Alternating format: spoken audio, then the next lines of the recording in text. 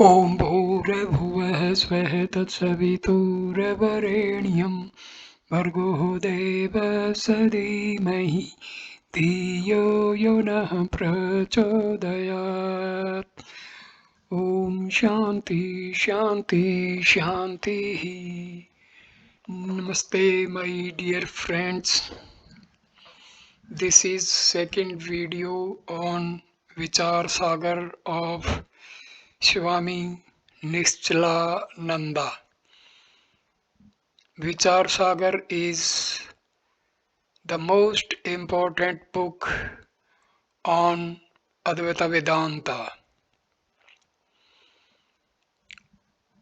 It is translated in most of the Indian languages, and you talk to any sadhu in India about Vichara Sagar, they will be ready to explain the philosophy of Vichara Sagar. So it is a very, very important book.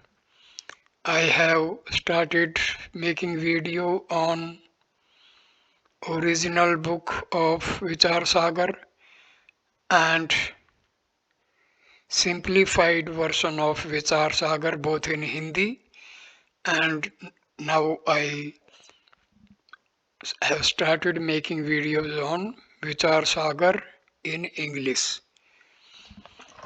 So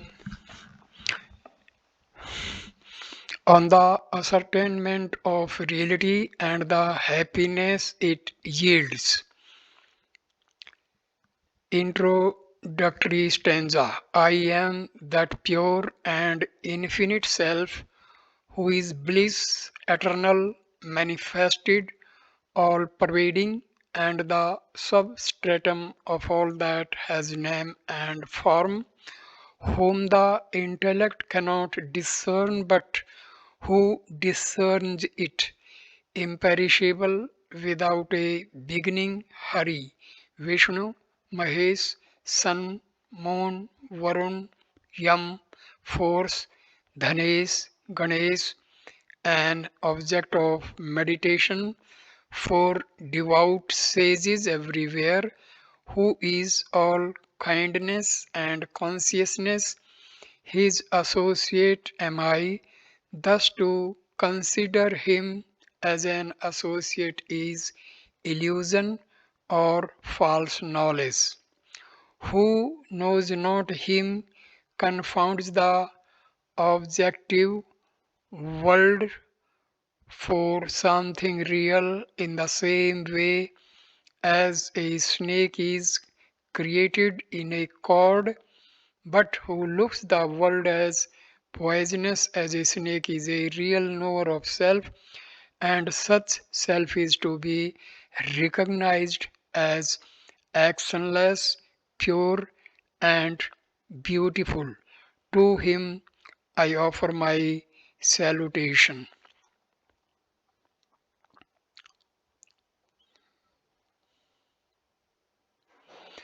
To one acquainted with the mode of worship which a non dualist adopts, the introductory stanza needs no explanation, but it is otherwise with the generality of readers who may conclude it an height of impertinence thus to raise one's own self to the dignity of the Supreme Brahma, the Absolute and Unknowable of Western pantheists, as the author evidently does in the opening line.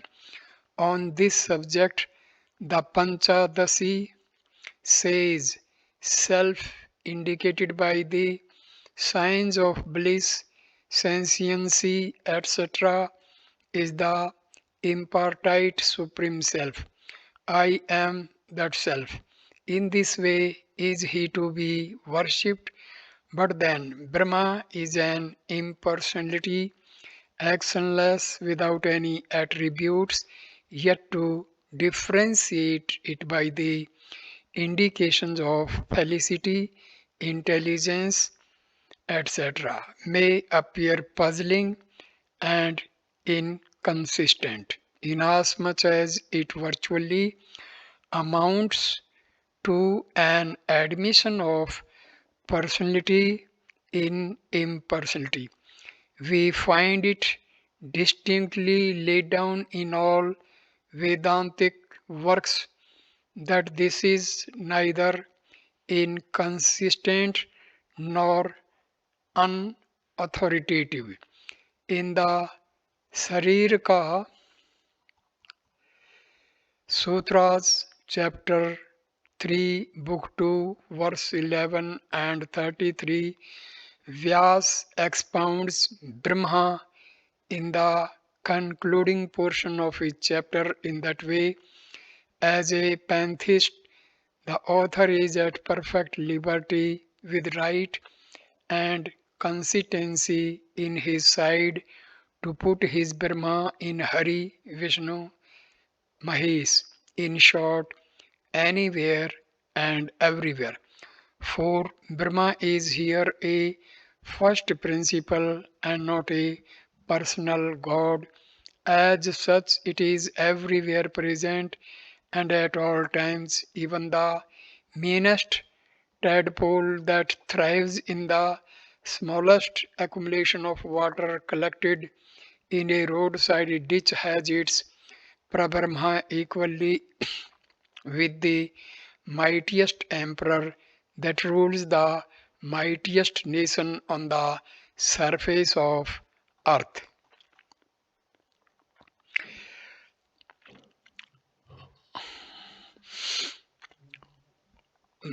Ob- Objects.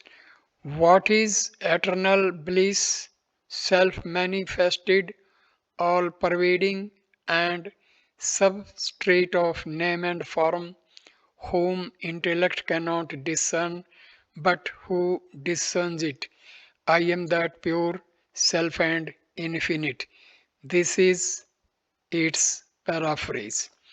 The purport is to establish non duality, that is to say, the individual spirit or Atma is non different from the universal spirit, Parbrahma, the absolute, after the manner of the transcendental Vedic phrase that art thou, or I am Brahma, etc. But that Supreme Self or Brahma has peculiar characterizing traits, his predicate, which are being set forth as follows. He is joy, self manifested, all pervading, and substrate of all that has name and form. Moreover, intellect cannot discern him, but he discerns it. That is to say, the function of a word's strength cannot influence the individual's intellect in such a manner as to help the cognition or perception of Brahma, but he can only be perceived by the indications of a word acting upon the function of the internal organ. A person whose intellect is faulty and impure cannot perceive him, but one whose intellect is pure and faultless discovers him. It is to be understood from this interpretation that a person pure in intellect knows the Brahma not by the pervasion of the result, but by the pervasion of the modification of the internal organ, and as the light of a lamp discovers another object, the modification of the internal organ has not a similar power of discovering the Brahma, but like a covered object discovered by breaking the cover which conceals it. So, by removing the ignorance which rests on Brahma, it is discovered for its self luminosity, and therefore Brahma stands in no need of the intellect. He is the discoverer of all objects.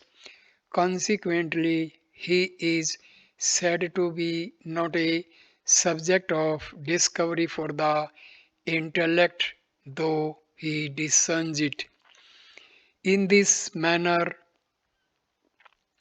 is established his self luminosity. Moreover, Brahma is pure and infinite. These are the indications of differentiation. That is to say, if Brahma were only bliss, then it would be mistaken for material happiness or with the property of felicity which a Nyayika attributes to self. To prevent such misconceptions, the blissfulness of Brahma is said to be eternal. Material happiness is non eternal, and the attribution of felicity to self is also non eternal according to the Nyayikas. If Brahma were only eternal, then as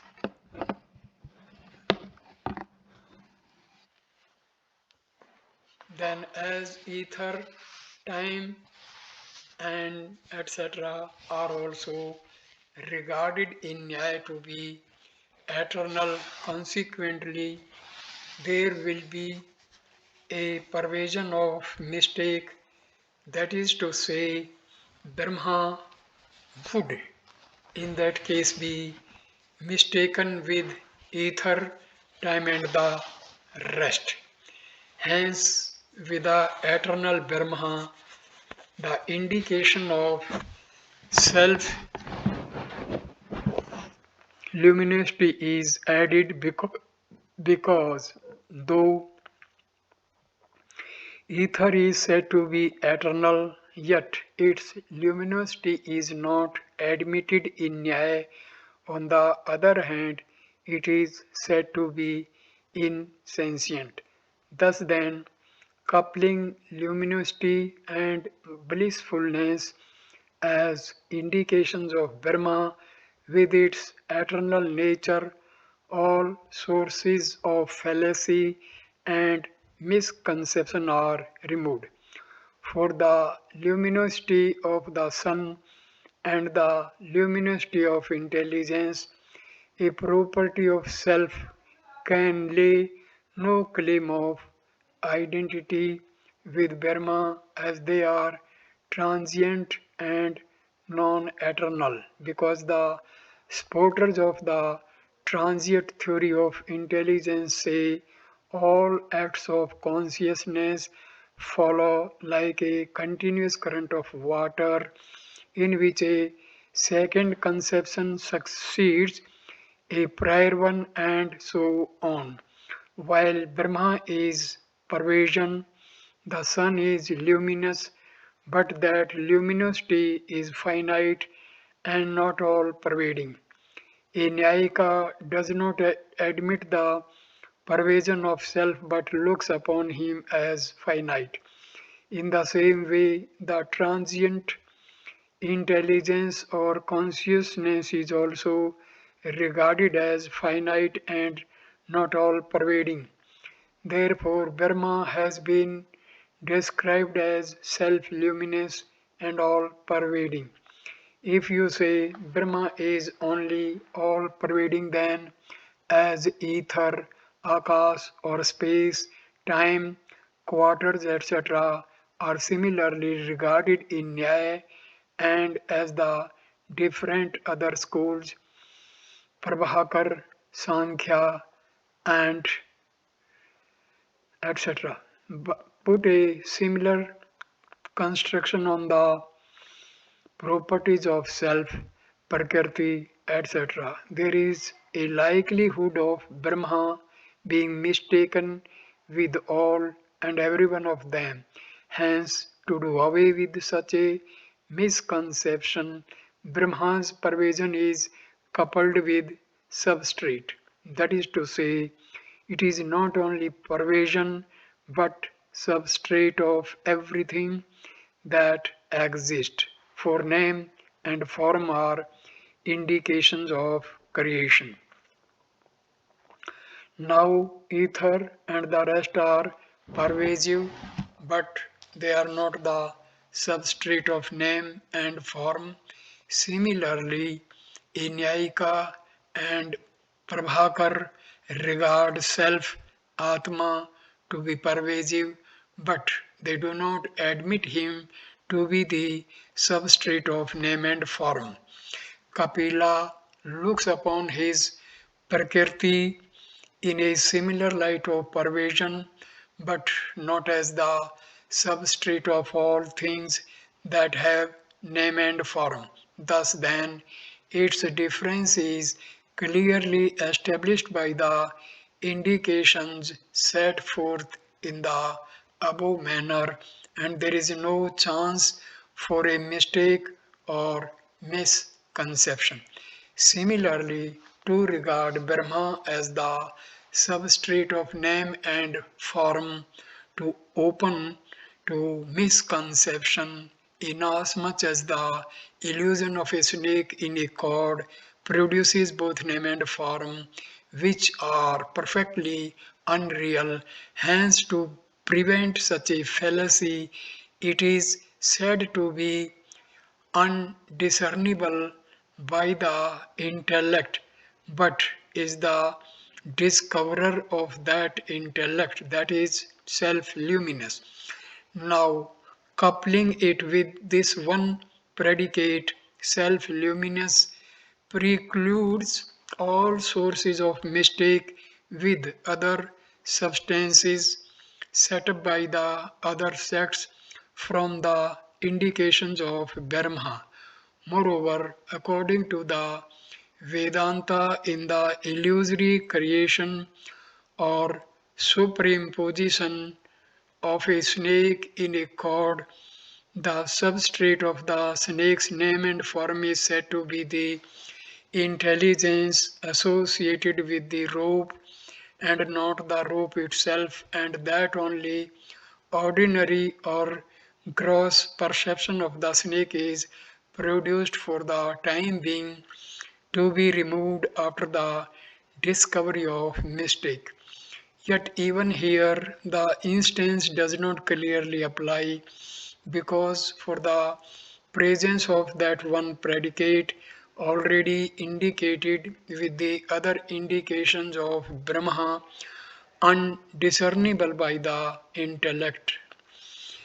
If Brahma were only admitted to be self luminous, then, as there are worshippers who regard their object of worship as self Atma in the same light, there is consequently a mistake of Brahma with self.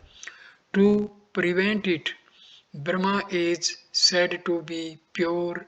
Now, those worshippers regard self to be self luminous, but then, as he has the impurities of ignorance, avidya, present in him.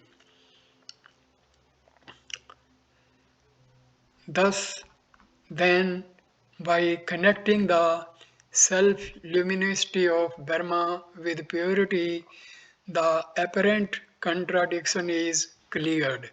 If it be affirmed that Brahma is pure only, then a source of fallacy crops up. For according to Kapila, Atma is regarded as pure, hence Brahma will be mistaken with self. To preclude it, Brahma has another indication, and that is infinite. Now, the author of the Sankhya philosophy does not take self to be infinite. Hence, this distinction is enough for the purpose of distinguishing Brahma from self.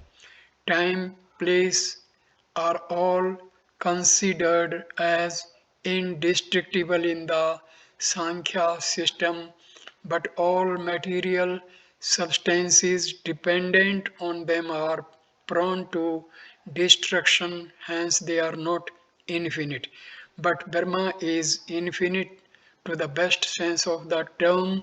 It depends not on time, place, etc., hence indestructible. Though for the purpose of removing all unnatural inferences, it may be remarked that the connection of two such predicates as joy, eternal, etc., is enough. The introduction of several predicates has been used to help an enquirer of truth to know Brahma by its several indications from different standpoints. And I am that Brahma which has all these predicates. This is the purport of the stanza. But it may be alleged that in the introduction, the usual valedictory address ought to be made either to Vishnu, Shiva, or the other devas, and to throw them into the shade and introduce self in this manner is improper. That imputation is cleared in the following verse.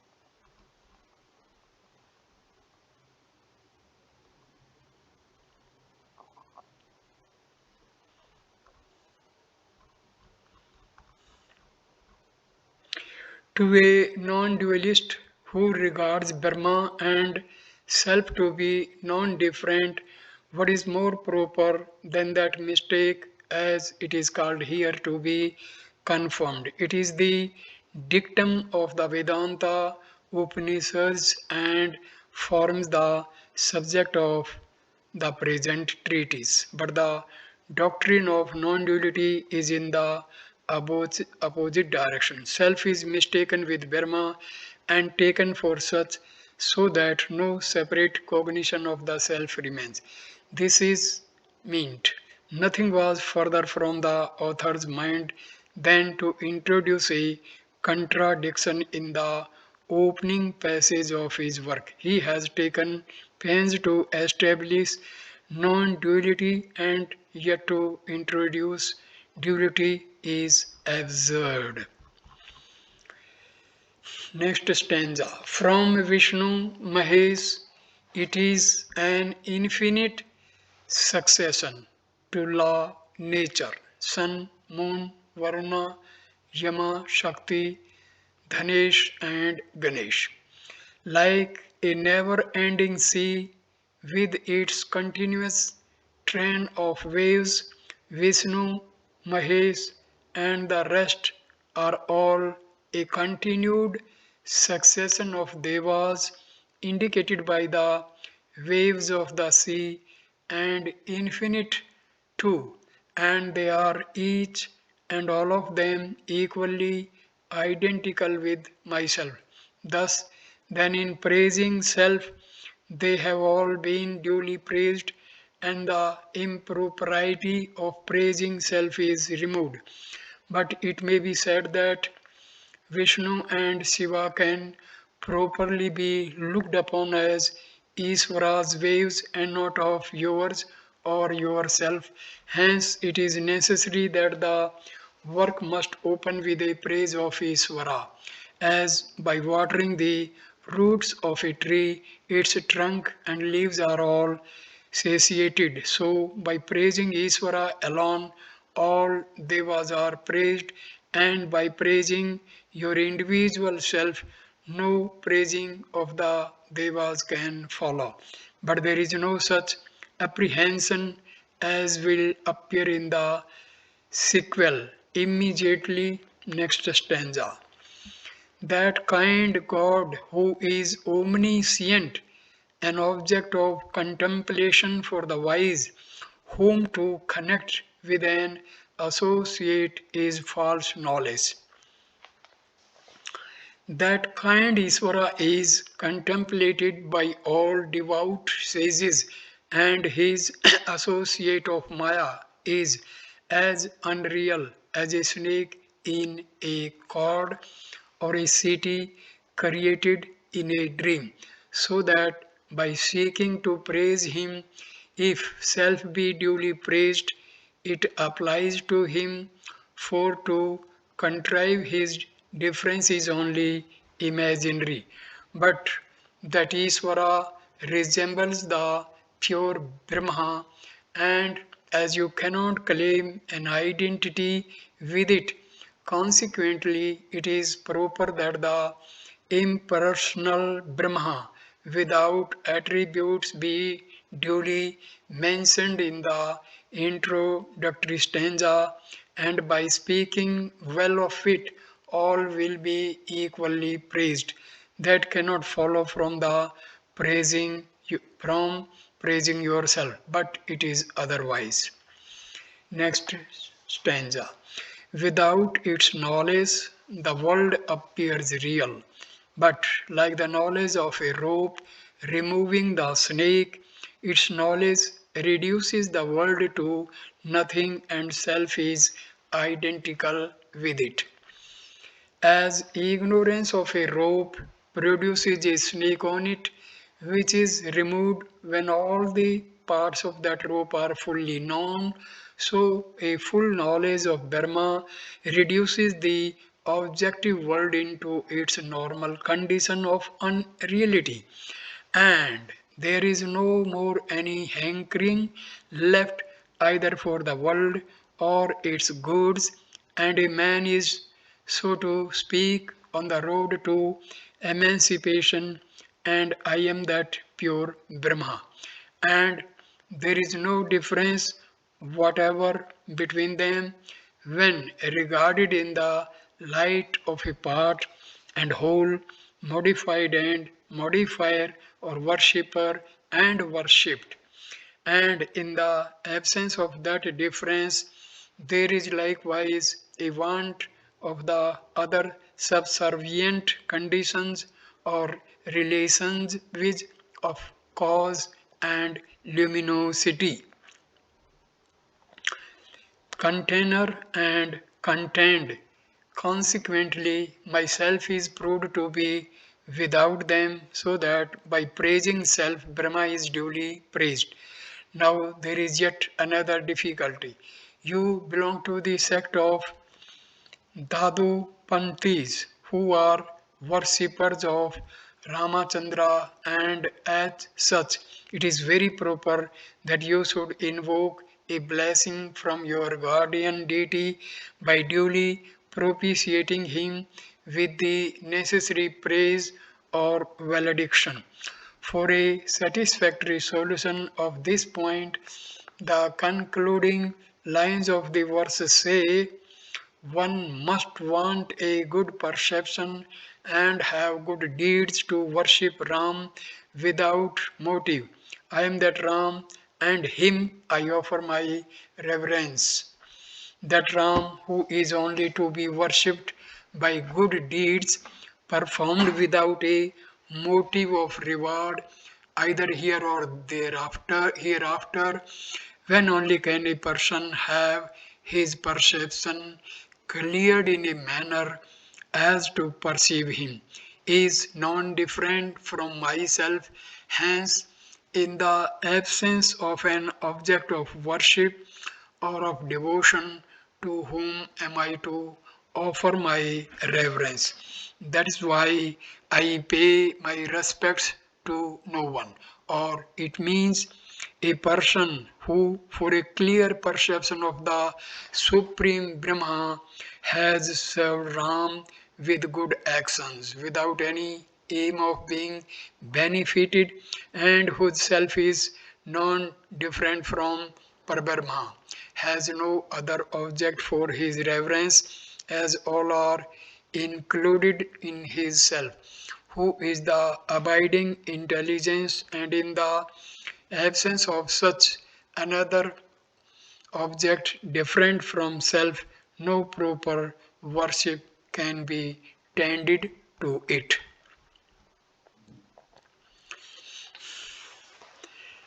Remarks prefatory. The sutras, their commentaries, and other works in Sanskrit. There are many and several, yet I speak in vernacular for them who are dull in intellect. Though the Sanskrit is replete with the Vedanta, Siddhanta, and similar other works, yet the present one cannot be termed futile inasmuch as persons of dull intellect will fail to profit by the instruction imparted in the learned language, while no such apprehension needs to be entertained with regard to Vichara Sagar, as it is written in the vernacular, which man of ordinary caliber shall be able to comprehend. Hence, for them it is useful. By poets, many works have been written in vernacular, well known are they in the world, but without seeing the Vichar Sagar, doubts cannot be dispelled. And so far as language is concerned, there may be many other works like it, but none of them can remove the doubts concerning the reality self, which the Vichar Sagar alone is capable of doing. For several of the authors have written their works after hearing and are therefore full of errors. Besides, in some places they impart instruction in direct antagonism to the sacred writings, owing to their authors' inability to comprehend their real significance, as for instance, the work known as Panchabhak, Panchabhaka. Then again, there are others who have written with a partial knowledge of the sacred writings, such as Atma Bodh. Hence, they are quite incompetent to clear away the doubts in regard to the Atma, spirit, or seventh principle in man, while there are others who have not thoroughly adopted the method of the Vedanta. Moreover, the present work is complete in itself. It follows the Vedanta text closely and is nowhere opposed to it. It deals particularly on subjects that help knowledge of the self. Hence, it is unlike the rest in the vernacular bhakka, but superior to them all.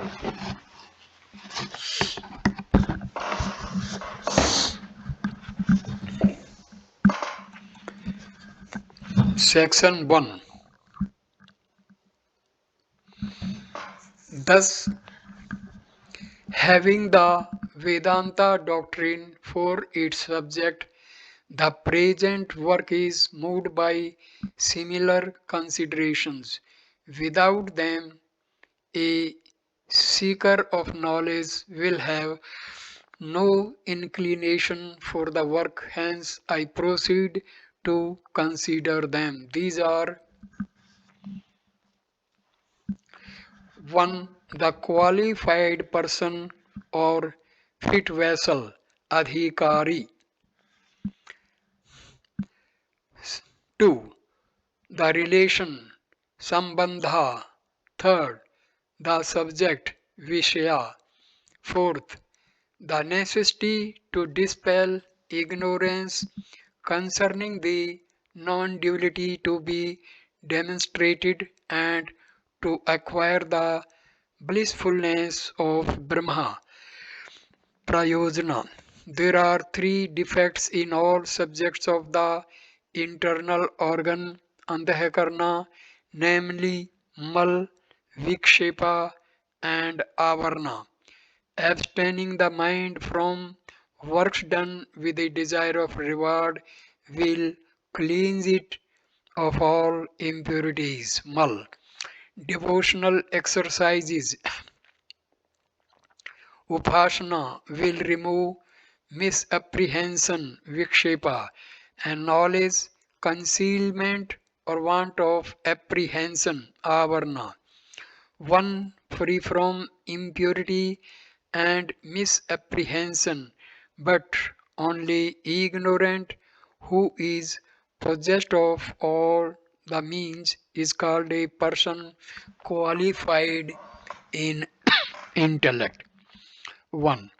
The qualified individual is a person who, by the performing of actions without a motive of reward and devotional exercises, have got rid of all impurities, mal, and misapprehension, vikshepa, and who is subject of one ignorance, call it avarna, concealment or want of apprehension, and endowed with the four means of knowledge. The four means sadhana are sadhana chatushta in Sanskrit. 1. Discrimination between things eternal and non-eternal, that is transient. It is called viveka. 2.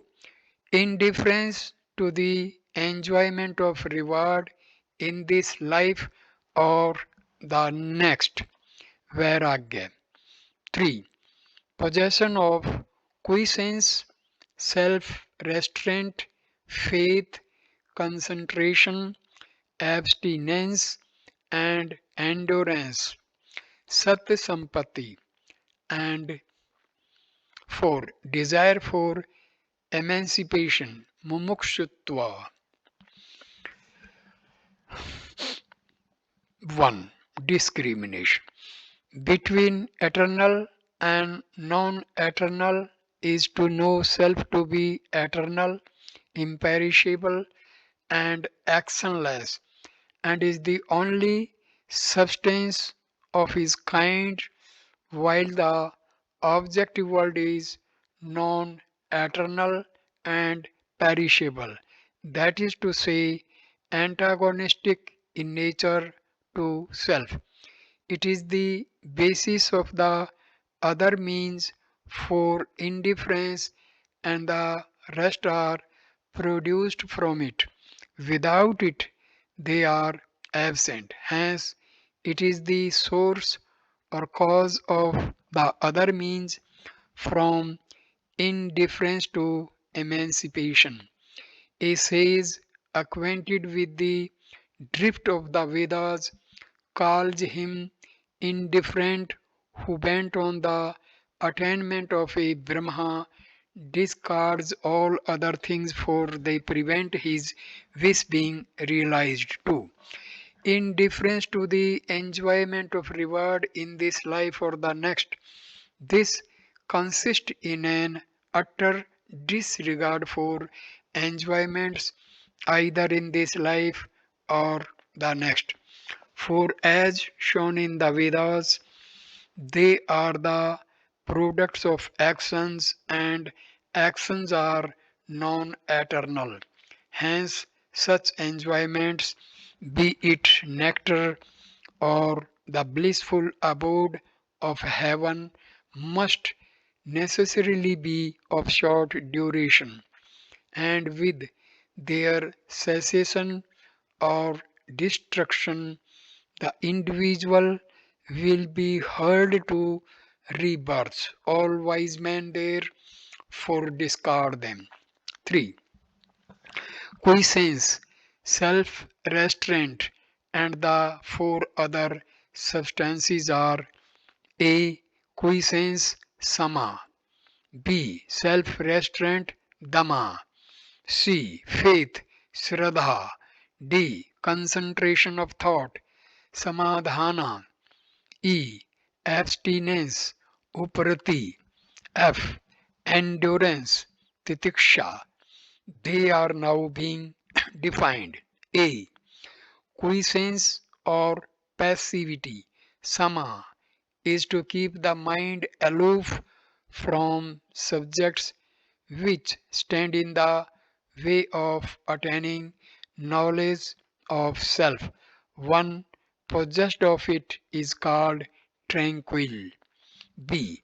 Self restraint. Dhamma consists in the restraining of the external organs of sense, and a person who has so subdued his senses is justly called an intellectual hero. See, faith, Shraddha, is to believe the utterance of the Vedas and one's spiritual perceptor. D. Concentration of thought, Samadhana, is the destruction of all mental objects. They distract the mind and hence prevent an individual from concentrating his mind already subjugated and turned away from sensuous objects on self. E. Abstinence Uparti is to abstain from all works after having been possessed of the four means of knowledge, to look upon all sorts of enjoyments as poison, or to abandon the prescribed acts in the manner laid down in the Shastras by turning into an ascetic. F. Endurance Titiksha is to bear the extremes of heat and cold, hunger and thirst, pleasure and pain with equanimity. These six substances constitute one of the means and are not reckoned so many by a person possessed of discrimination. The acquisition of quiescence and the rest called the six substances is looked upon as one of the four means of practice to attain deliverance, and not as so many distinct or new, and a person possessing them is called one full of discrimination, for they help to produce discrimination whereby an individual is enabled to distinguish the eternal from the non eternal. 4. Emancipation is to attain Brahma and to destroy bondage. What subjects a man to continued rebirths is called bondage. One desirous of release is a prince of sages. The attainment of Brahma and destruction of evil are indications of emancipation or deliverance, and to wish for them is known by the term desire of release, mumuksha. This word and emancipation are synonymous.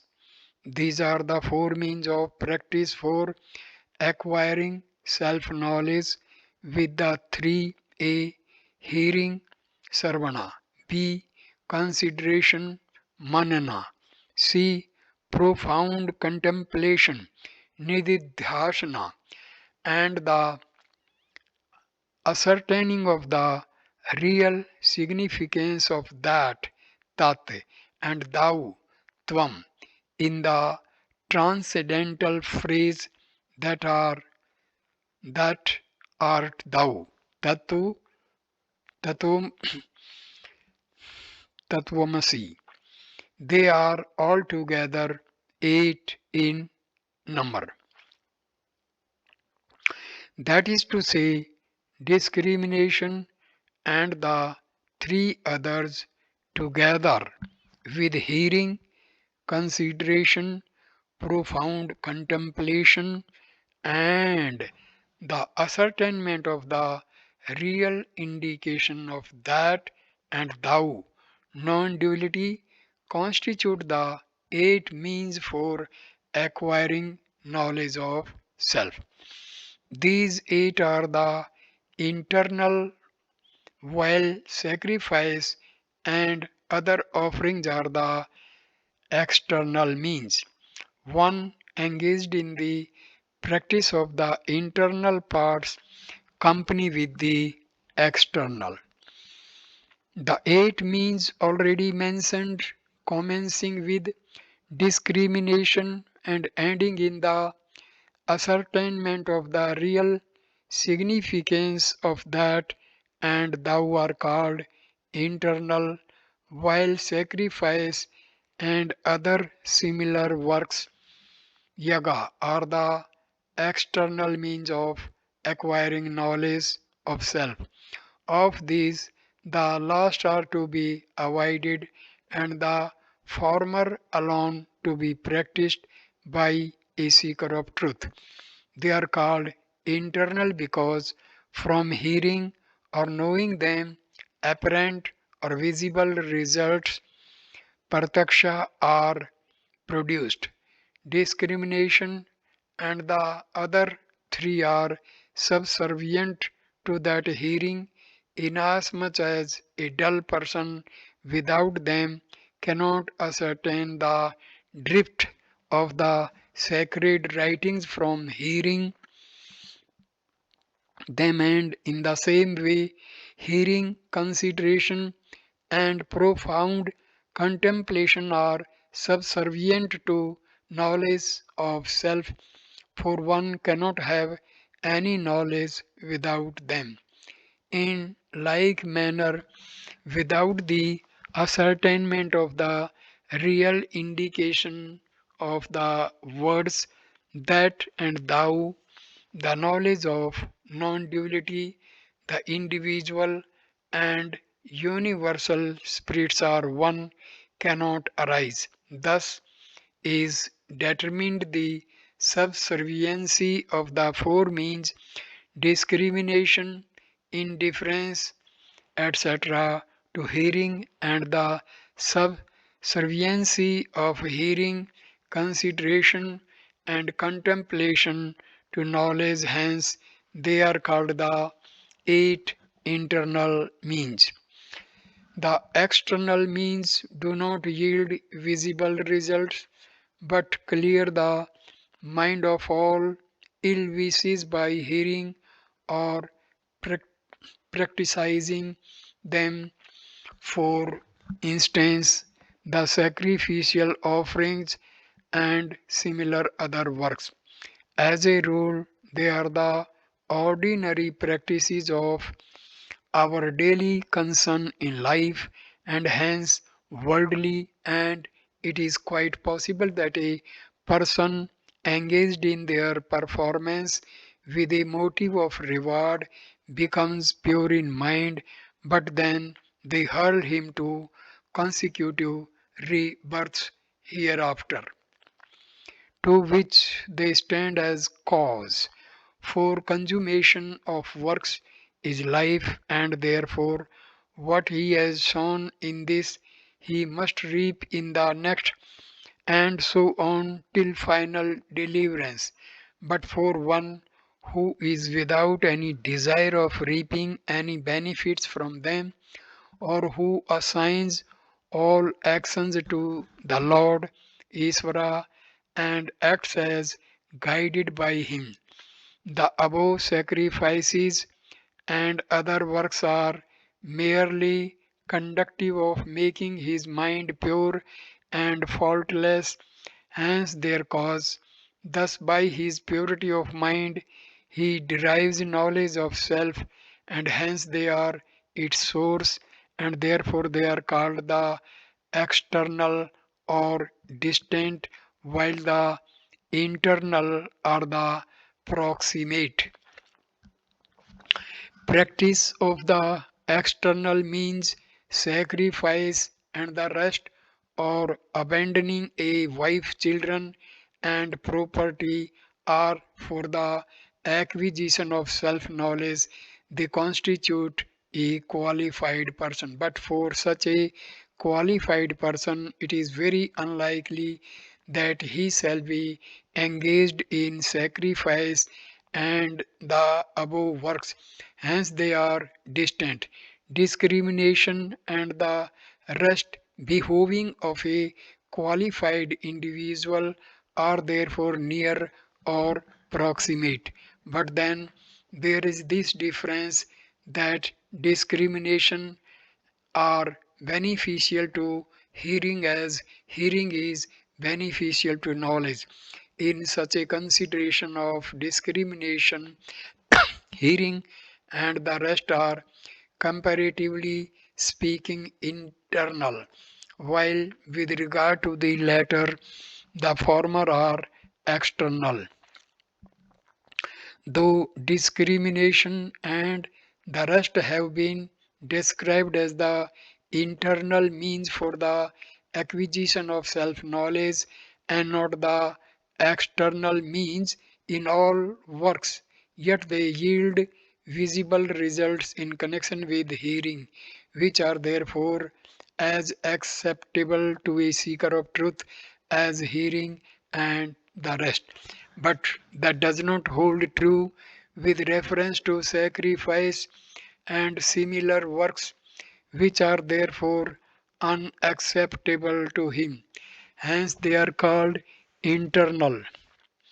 In relation to sacrifice, they are also internal. Here, even they are recognized as the internal means of self knowledge, and if it be duly considered, it will be found that prior to such knowledge, ascertainment of the real indication of that and thou in the transcendental phrase that art thou is the principal means for such knowledge. Moreover, hearing and the rest are not alluded as such means for hearing. Sarvana is to ascertain the drift of the Vedas by analysis and argument. Consideration manana is the unceasing reflection on the non duality of the individual self and secondless reality Brahma with arguments for and against. Profound contemplation nididhyasana is the continuance of ideas conformable to Brahma to the exclusion of the notion of body and such other inconsistent things with it. Meditation, samadhi is a ripe condition of the above profound contemplation, so that it is included in it and not a separate means. Now, all these are not the direct means for practicing self knowledge, but they cause the destruction of impossible and inconsistent ideas and thus clear the intellect of all its blemishes and frailties. Doubts are looked upon as impossible ideas, and antagonistic are the inconsistent. Hearing of the Vedanta doctrine clears away any lurking doubts concerning the proofs adduced to support the subject.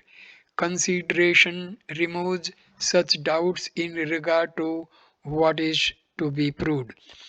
Whether the utterances of the Vedanta seek to expound the second-less reality, Brahma, or something different, any doubts as to the proofs adduced in support of the subject is it seeks to demonstrate are cleared by hearing.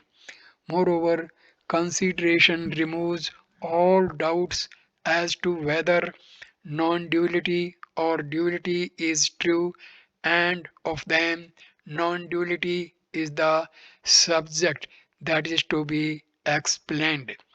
To know the body organs as real and to consider the individual self and Brahma as twain are called inconsistent ideas. They are antagonistic to self knowledge and are removed by profound contemplation. In this way, hearing, consideration, and profound contemplation destroy impossible and inconsistent ideas which stand in the way as obstacles to such knowledge. And inasmuch as such obstacles are removed by hearing, therefore the latter are looked upon as the source of knowledge and called so. But then they are not the direct or evident cause. The direct means for self knowledge is to hear the utterances of the Vedanta, that is to say, to ascertain their drift, as has already been explained while defining hearing. Vedantic utterances are of two kinds: one, Avantara, two, Mahavakya, or involved and transcendental. The first signifies such words as help the cognition of either the supreme self or the individual self. The second has reference to non duality and establishes the oneness of the individual self and Brahma. Hence, the words employed with this object are termed transcendental. The first produces knowledge marked by indivisibility as Brahma is existent, while the second establishes knowledge marked by visible as I am Brahma. Thou art Brahma is pronounced by the teacher to create a relation between the pupil and Brahma, which he no sooner perceives than he exclaims, I am Brahma, and thus acquires visible knowledge, knowledge in which Brahma is established as a visibility, inasmuch as the first personal pronoun used in conjunction with the subject of his knowledge, Brahma is involved in no mystery, but something tangible, apparent, and visible, and when such tangibility is extended to Brahma by the non difference existing between the two, then the last also is rendered alike apparent and visible.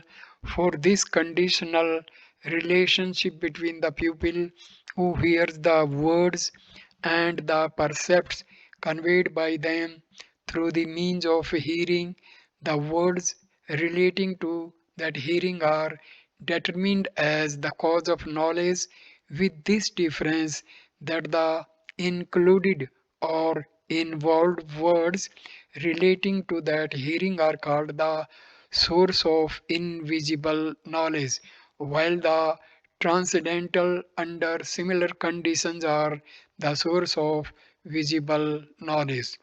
Thus, then, the transcendental words bring forth only visible and not invisible knowledge to everyone.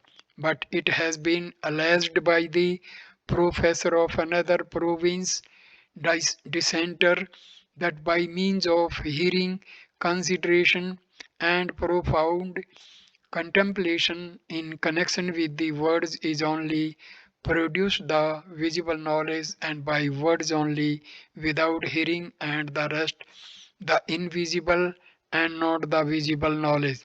For it is sure, if words will produce such visible knowledge, then the necessity for hearing, consideration, and profound contemplation ceases altogether. But this apprehension is unfounded inasmuch as they are needed for excluding or removing the impossible and inconsistent ideas which one may hold concerning the Brahma or its non difference with the individual self. Hence, we find though words help the cognition of the Brahma as visible and hearing, and the rest are useful in the manner aforesaid as expounded in the Siddhanta. Yet one may contend that after the knowledge of the visible kind has been attained by a person, he is no more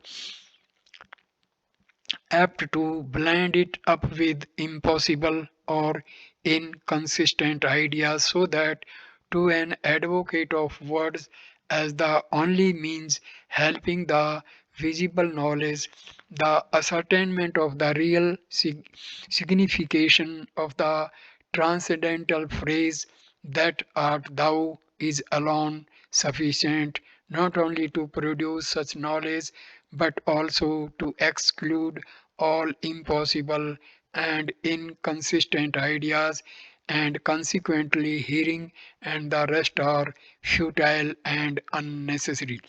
Now, for the opposite doctrine, words only produce the invisible, and practice of hearing, consideration, and profound contemplation produces the visible knowledge. In such a view, hearing are not looked upon as futile, but though this doctrine has been adopted by several authors, it is not true. For it is in the nature of words to discern dimly an object which is covered, and they cannot reduce it to a visible condition.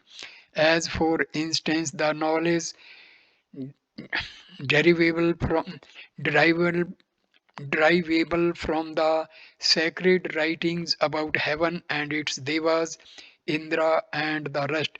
And when an object is uncovered, then it is rendered apparent or visible by words as well as inapparent or invisible. When words are used to indicate the existence of an uncovered object, then only the invisible knowledge is proved as the tenth person is.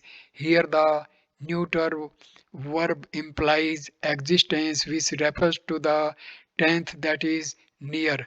Hence, words establish the invisible knowledge.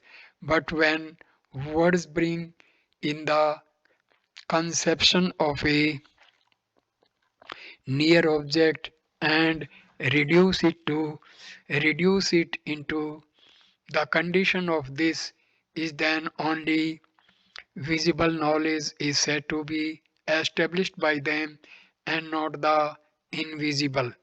As for instance, Dasamata tenth Dasmata tenth is. In this way, words establish the existence of tenth and render it visible. Similarly, Brahma, for its being the all-pervading spirit present in every individual self, is extremely close or near. Hence, an included word rendered existent is capable of reducing Brahma into a visibility. Moreover, like the example, Dasamata, Dasmata is Brahma as the soul of every being, and therefore near is determined by the transcendental word, so that such words cannot imply the invisible knowledge of Brahma, but indicates visible knowledge, and As has already been mentioned that when a thing is rendered visible, there cannot exist any impossible or inconsistent ideas concerning it. Consequently, hearing and the rest are futile. Such a view is inadmissible. Like Raja, in spite of a visible knowledge of his minister by name Bhurchu, who could not know he was his minister because his knowledge, though visible, was mixed with inconsistent ideas. So the transcendental words help the cognition of Brahma and render it apparent or visible. But to such persons whose intellects are clouded with impossible and inconsistent ideas, their blemishes stand in the way of knowledge, and hearing and the rest are necessary for clearing the mind, and one who has already been freed from them stands in no more need for hearing, consideration, and profound contemplation, and he may not practice them. Thus, in effect, the transcendental words and phrases are the means of the acquisition of self knowledge, not so hearing and the rest, which simply destroy the obstacles to such knowledge, so that they are called the cause. Then again, hearing, etc., are him to be mistaken, repeat the same process over and over, always for getting to count the one who was counting. Thus, finding the tenth person missing, they take him for drowned and bewail at his loss, meaning, while another person coming up to them enquires of their grief, and on being informed that their tenth is missing, he points their mistake and shows that none of them is drowned. They are now given vent to feelings of joy as before now they had been expressing their sorrow caused by discrimination and the rest. Consequently, these last are called the means for practicing self knowledge, and one endowed with the four means discrimination, indifference, quiescence, and desire of release is called the qualified person adhikari. 2. Relation. The relation between the subject and the work which treats it is characterized as the condition of the explainer and that thing to be explained. Here, what explains is termed the explainer, and that which is fit to be so explained is called the thing explained. Then again, between the qualified person and the result, phala is a relation characterized as a condition of obtainable prapya and obtainer prapaka, inasmuch as the result is obtainable to the qualified person who is therefore the obtainer. Hence, the obtainable prapya is that which is to be obtained, and the obtainer or prapaka as the individual who obtains it. Between the qualified person and consideration of the subject is a relation characterized as the consideration of an agent or doer and what ought to be done. Here, the qualified person is the doer or agent, and consideration or deliberation of a subject by the exercise of reason is what ought to be done. Kartavya. Therefore, the agent is he who does, makes, performs, or practices what he knows, and what deserves to be so done is called kartabya or proper to be done. Between the work and knowledge is the relation characterized as the condition of product and producer, because due deliberation of the work produces knowledge. Hence it is the percent of knowledge which is a product derived from its study, so that what produces is called the parent or producer, and what is produced is called its product or offspring. Thus is relation set forth.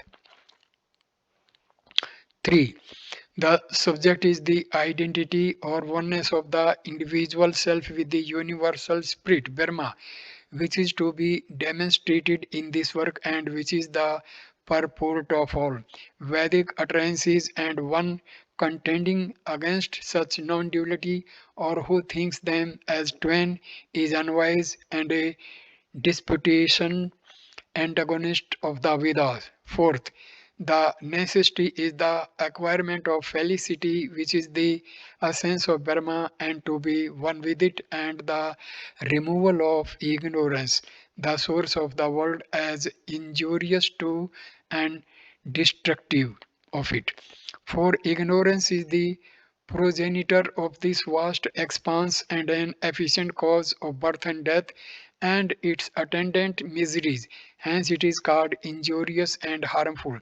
The attainment of supreme facility by the removal of ignorance is called desire of release, moksha, which is the principal aim of the book. Hence, it is called the supreme necessity, while the intermediate avantar necessity is knowledge.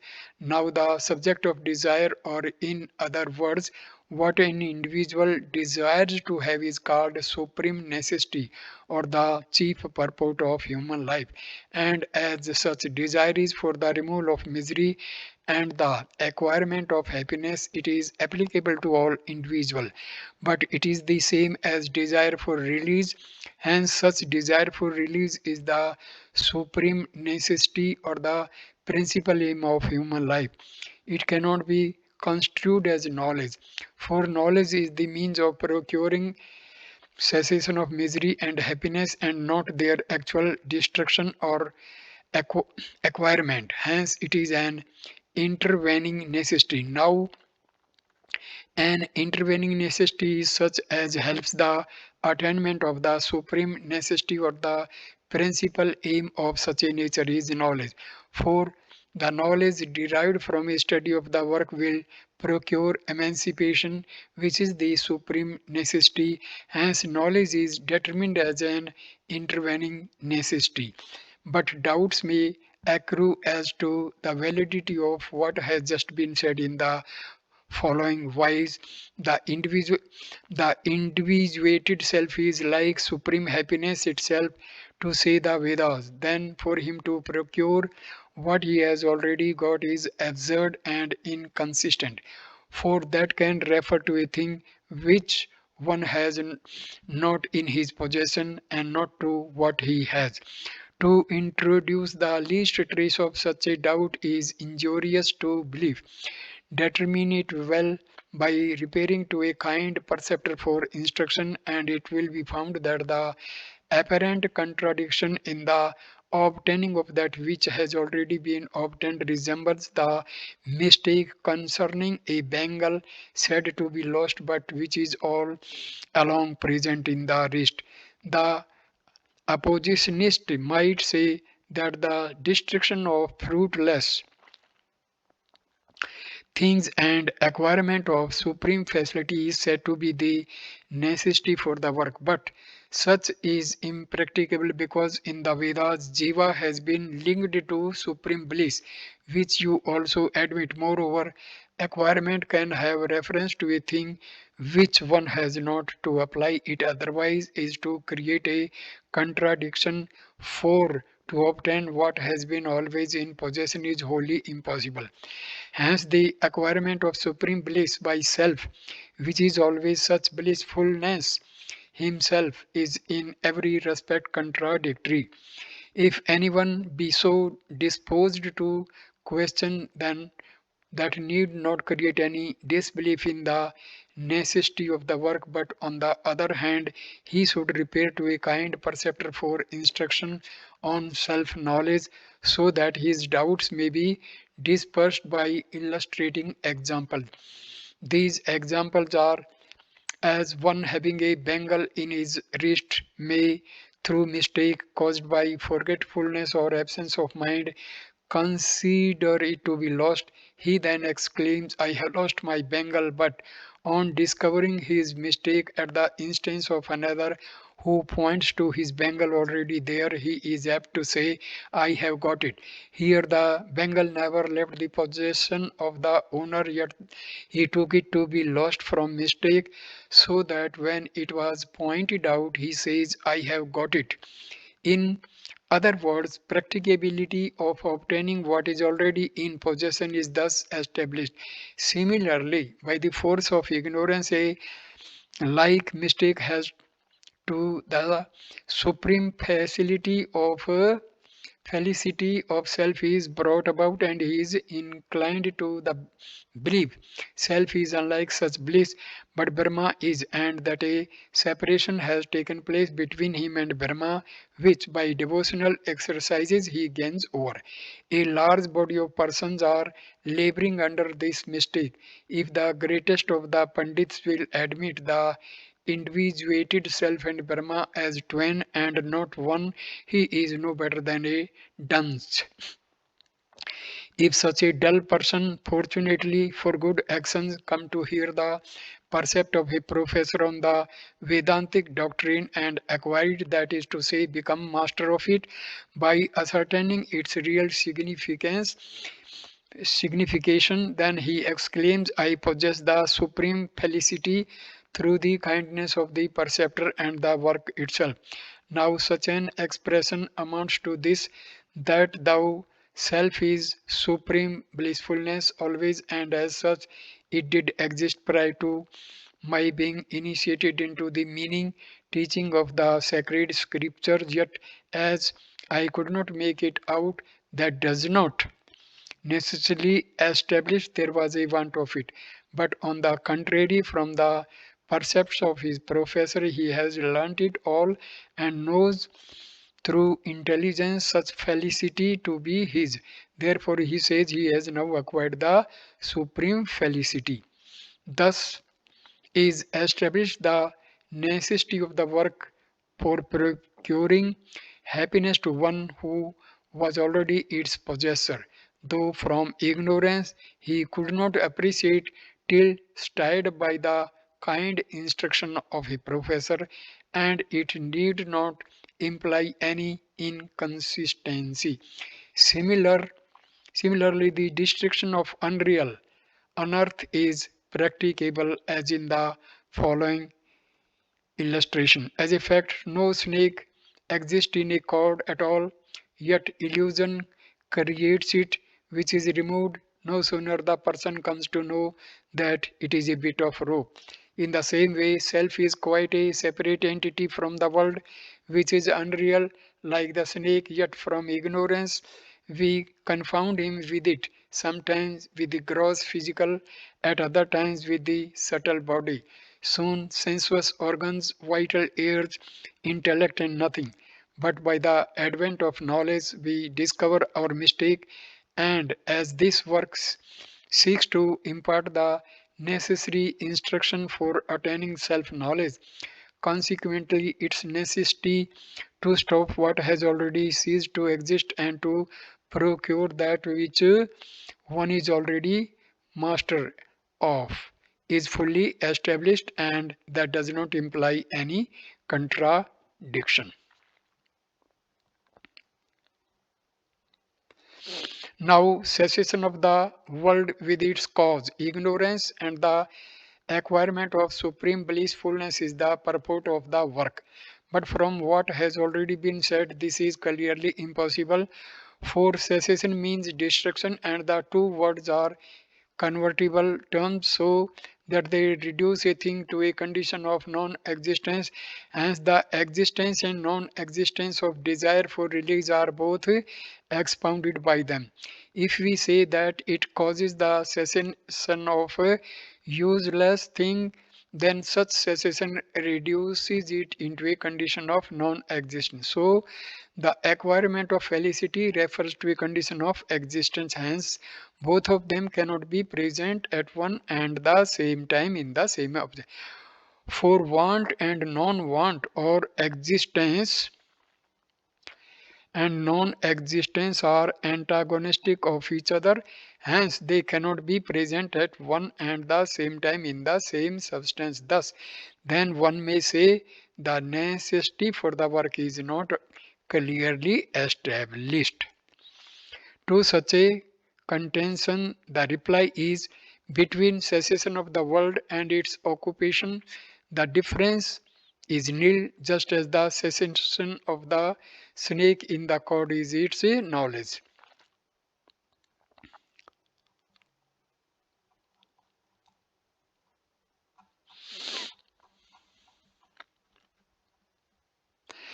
The removal or destruction of ignorance and its product. The world is possession of Brahma, that is knowledge of self. Hence, between such knowledge and the removal of ignorance, the difference is nil, just as the removal or destruction of the snake in a bit of cord is to possess a knowledge of it. That is, proceeds from knowledge a cord, knowing a cord thoroughly. Thus, then, the destruction of all fancied or imaginary objects in a manner resembles an occupation of them, and the two are non different according to the opinion of the commentator. Hence, the destruction of this apparent and tangible objective world, which is also called fruitless, for it yields no result, is Brahma itself. For Brahma, which occupies it all, is essentially existent and its destruction indicating the same existence, for they have been shown to be equal, and things which are equal to one another are equal to the same thing. Here existence is the same thing, and Brahma and destruction of the world with its cause ignorance being equal, they both refer to existence. The necessity of the work is established. Thou kind Guru, deliver him at once from the chain of consecutive rebirths who reads the first section. Thus are the moving considerations ordinarily declared.